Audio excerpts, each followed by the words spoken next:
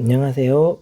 오늘은 교과서 74쪽의 네 번째 우리나라 자연 지리 여행지에 대해서 간략하게 확인해 보는 시간을 갖도록 하겠습니다.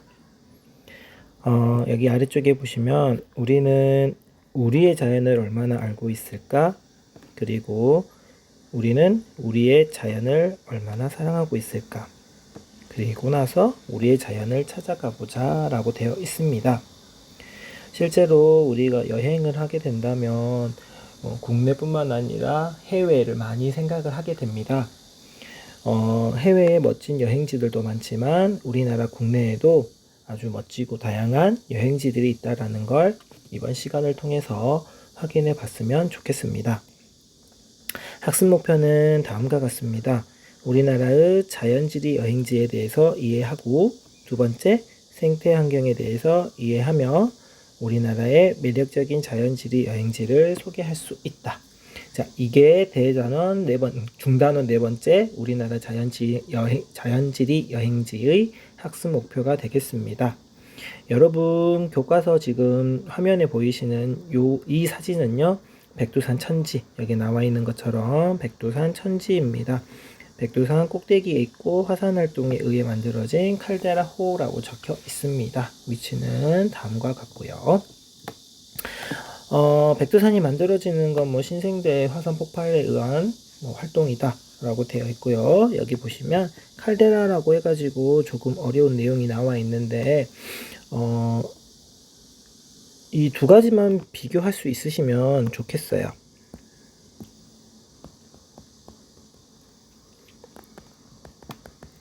분화구와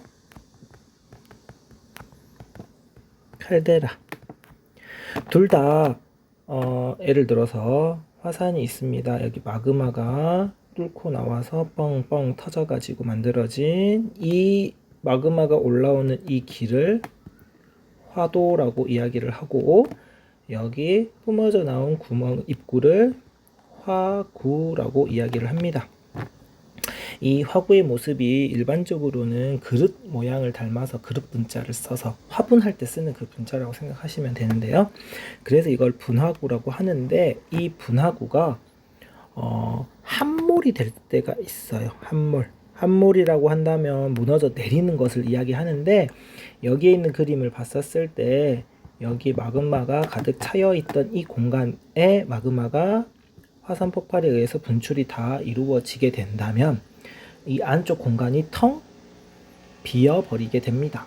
텅 비어버리다면 이 무거운 중력의 영향을 받아서 이 부분이 어떻게 될 수 있다? 무너져 내릴 수 있습니다. 그에 따라서 무너져 내린 결과 이 부분이 이렇게 조금 더 커지면 직경이 보통은 2km 이상이라고 이야기를 하는데, 그렇게 커졌을 때 그것을 칼데라라고 이야기를 합니다. 그래서 백두산 천지 같은 경우에는 칼데라 규모가 매우 큰 곳에 해당하고요. 여기 사진 속에 지도 속에서 여기 맨 아래쪽 우리나라 한반도에서 우리나라 영토 중에서 가장 아래쪽에 위치한 제주도의 한라산 같은 경우는 분화구, 한라산에는 참고로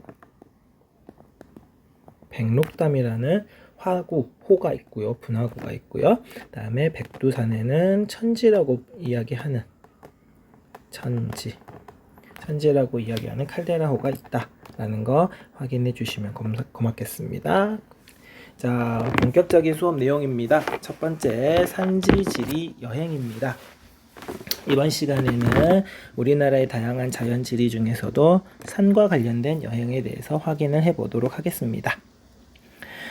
큰 산만이 좋은 산은 아니다. 작지만 의미 있는 볼거리 많은 산은 얼마든지 있다. 산책하다가 문득 눈에 들어오는 산 전경은 자연이 만든 최고의 전시 작품이다. 우리나라 산지 여행지를 살펴보자 라고 되어 있습니다. 그 첫 번째로 인왕산의 화강암 풍화지형이라고 되어 있는데요. 인왕산은 서울에 있는 산입니다. 여기도 나와 있지만 서울의 인왕산 338m예요. 매우 높다라고 절대 할 수는 없겠고요.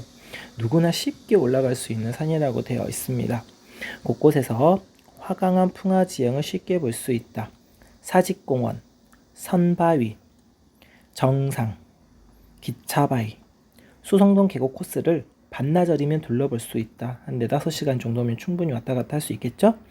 인왕산을 이루고 있는 화강암은 1억 8천만 년 전에 중생대에 생성된 것으로 석영, 장석, 운모 등의 광물로 구성되어 있다.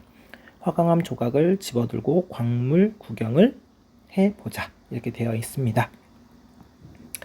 실제 이제 등산 코스를 보시면 여기 사직공원에서 시작을 해서 이쪽으로 국사당 이렇게 가는 길이 있고요. 다음에 갈림길에서 모자바위 쪽으로 해서 다시 인왕산 공원 쪽으로 가는 방법과 인호약수터 치마바위 쪽으로 가는 길이 있습니다. 물론 여기에서 바로 이쪽으로 수성동 계곡 쪽으로 향해서 갈 수도 있겠고요. 다음에 인왕산 정상에서 책바위 뒤쪽으로 흥인약수터 쪽 방향으로 아니면은 성곽을 따라서 아래쪽으로 가는 다양한 코스가 있겠는데요. 여러분이 나중에 서울에서 생활을 하게 된다면 한 번쯤은 가보는 것도 좋을 것 같습니다. 자, 계속해서 인왕산을 구경을 한번 가보시면 인왕산의 남쪽 능선은 화강암 풍화지형의 아름다움을 볼 수 있는 곳입니다. 인왕산 풍화지형의 백미는 단연 선바위인데요. 자, 선바위는 여기 아래쪽에 보시면 이 사진이 바로 선바위입니다. 장삼을 걸쳐 입은 승려의 모습과 같다 하여 붙은 이름으로 풍화장형으로 생긴 타포니를 볼 수 있습니다. 인왕산 정상에 오르는 동안 와불, 얼굴바위, 해골바위, 모자바위, 달팽이바위, 범바위, 매바위 등 전리와 풍화가 빚어낸 흥미로운 바위들을 감상할 수 있습니다. 정상에서 내려오는 동안에도 책바위, 치마바위, 기차바위 등 신기한 화강암 경관을 볼 수 있습니다. 여기에서 우리가 하나 확인할 수 있는 건 인왕산은 다시 한 번 더 화강암으로 이루어진 산이라는 것입니다. 인왕산의 정상의 모습이고요. 인왕산 하면 아마 정선의 인왕채색도 이런 대표적인 그림 같은 경우도 생각을 하실 수 있으실 겁니다. 다음 두 번째, 운봉산이라는 산이 있습니다. 주상절리 암괴류라고 되어 있는데요. 여러분 혹시 기억이 나실지 모르겠어요. 주상절리라고 하는 거는 화산활동에 의해서 만들어진 지형이다. 그러면 운봉산은 과거 화산활동이 있었겠죠. 자, 암괴류는 바위들이 덩치를 이루면서 흘러가는 모습을 암괴류라고 표현을 합니다. 역시 운봉산도 해발 고도가 높지는 않아요. 285m. 예를 들어서 우리가 있는 광주에 있는 무등산 같은 경우가 1187m 정도라고 이야기를 하니까 200m, 300m 정도 하는 산들은 큰 높은 산은 아니겠죠? 자, 운봉산은 강원도 고성군에 있는 화산입니다. 자, 선생님이 주상절리는 화산이라고 했죠. 작지만 실감나는 화산 지형을 구경할 수 있다. 이 산의 기반암은 화강암입니다. 기반암은 화강암인데요. 그 화강암을 뚫고 솟아올라 산허리를 타고 흩어져 있는 검은색의 현무암 주상절리 암괴류가 장관입니다. 일반적으로 화강암은 밝은 색이겠죠. 밝은 색. 우리 보통 위에서도 이야기했던 것처럼 화강암은 이렇게 석영이나 장석, 운모와 같은 광물들로 구성이 된 게 화강암인데 특히 석영이 이루어진 게 화강암이고 그 석영이 깨지면 나중에 뭐가 되느냐면 모래가 되는 거예요. 근데 거기에 검은색의 현무암이 있다라는 거죠. 정상부는 조금 가파르지만 한두 숨 참고 올라가면 동해가 한눈에 들어옵니다. 동해를 한눈에 바라볼 수 있는 운봉산, 강원도 고성과 속초 여행을 계획한다면 운봉산에 들러 강원도 지역의 화산 지역의 매력을 느껴보자 라고 되어 있는데요. 자, 기본적으로 운봉산의 전경을 봤었을 때 경사가 매우 급함을 확인을 할 수가 있어요. 우리 그냥 일반적으로 수직이 이 정도라고 했었을 때 운봉산의 경사가 이 정도예요. 그럼 경사가 매우 급하다라는 걸 확인할 수 있죠. 그곳에 이런 주상절리 암괴류, 위에서부터 큰 돌덩어리들이 흘러서 밑으로 내려오는 것처럼 이런 것들을 암괴류라고 표현을 합니다. 자, 다음에 매봉산 고랭지 배추밭이라고 되어 있습니다. 매봉산인데요. 어디에 있느냐? 강원도 태백에 있습니다. 강원도 태백시입니다. 예를 들어서 강원도를 이렇게만 표현을 했었을 때 여기에 위치한 곳이 강원도 고성 가장 위쪽, 그리고 아래쪽 가운데쯤에 있는 게 태백. 이곳에 있는 두 개의 산을 설명을 하고 있네요. 매봉산은, 자, 우선 여기 좀 지우고요. 매봉산의 배추밭은 고랭지 채소밭이 어떤 곳인지 알 수 있게 해주는 곳이다. 자, 고랭지 채소밭입니다. 매봉산은 해발 고도가 무려 1300m인데요. 1300m 정상 중에서 1250m 지점에 있는 거대한 고랭지 배추밭은 1962년 화전민 정착 사업의 하나로 개간한 것입니다. 자, 개간은 쓸모 있는 땅으로 만드는 활동이 개간입니다. 원래는 이 지역에서 농사를 짓지 않았었는데 1962년에 화전민, 그러니까 원래는 불을 태워가지고 농사를 짓던 사람들이 있었던 거죠. 그 사람들 이동을 해야 되는데 그 사람들을 정착을 시키는 과정에서 개간한 지역이라고 합니다. 면적 132만 제곱미터의 산비탈에서 매년 600만 포기의 배추를 재배합니다. 매봉산의 고랭지 배추밭은 우리나라 최초의 고랭지 채소밭으로 알려진 평창군 및 단면 청옥산의 600마지기 배추밭보다 50m, 강릉 안반대기보다는 150m 정도 더 높다고 합니다. 그래서 예를 들자면 여러분 생각을 해보세요. 우리나라 최초의 고랭지 채소밭은 평창군이라고 되어 있고요. 여기는 강원도 태백의 매봉산인데 이곳은 이곳보다 50m, 그리고 강릉의 안반대기보다는 150m 정도가 더 높다라고 합니다.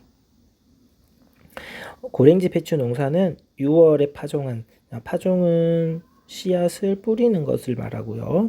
7월에 심는 것으로 시작을 합니다. 자, 6월에 파종한 싹을 7월에 심는 것으로 시작해서 수확은 8월 말에 합니다. 지금 여러분 딱 지금이 8월 말인데요. 올 여름 같은 경우에는 7월에서부터 8월까지 이어지는 이 기간 동안의 장마를 비롯해서 폭염까지, 솔직히 말해서 우리도 생활하기가 많이 어렵잖아요.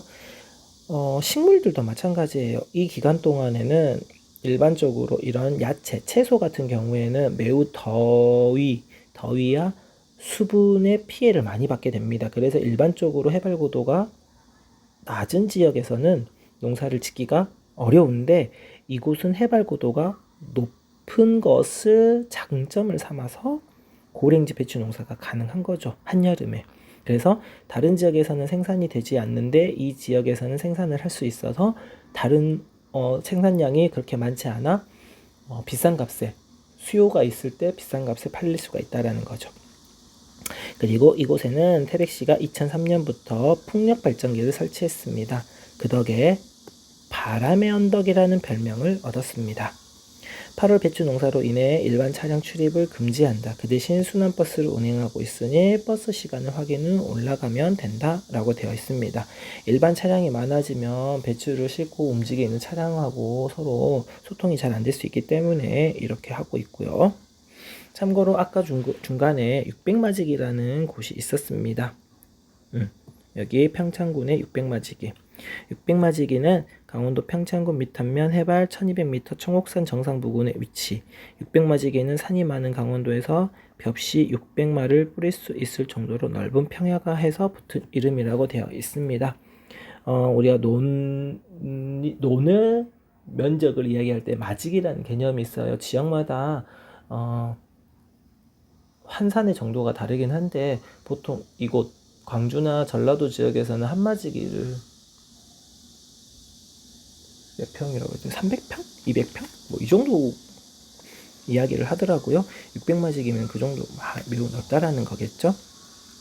그리고 이게 그 강원도 매봉산의 고랭지 배추 밭의 사진입니다.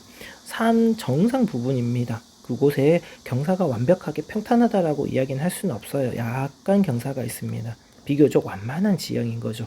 이곳에 넓은 지역에다가 이렇게 엄청나게 많은 밭농사를 하고 있다라는 거죠. 강릉의 안반대기 배추밭, 안반이란 떡매로 떡살을 치기 위한 가늘고 긴 받침대를 가리키는 말로 안반대기란 이곳의 해발 1100m 지점에 위치한 고랭지 채소밭 마을의 지형이 안반처럼 생겼다 하여 붙은 이름이라고 합니다. 이 부분이 떡매로 쌀을 치기 위한 가늘고 긴 받침대처럼 생겼는지 여러분이 한번 눈으로 확인을 하시면서, 자, 아까도 이야기했던 것처럼 강원도가 있으면 가장 위쪽이 고성, 그리고 아래쪽 가운데가 태백이고요. 강릉은 이곳에 위치해 있습니다.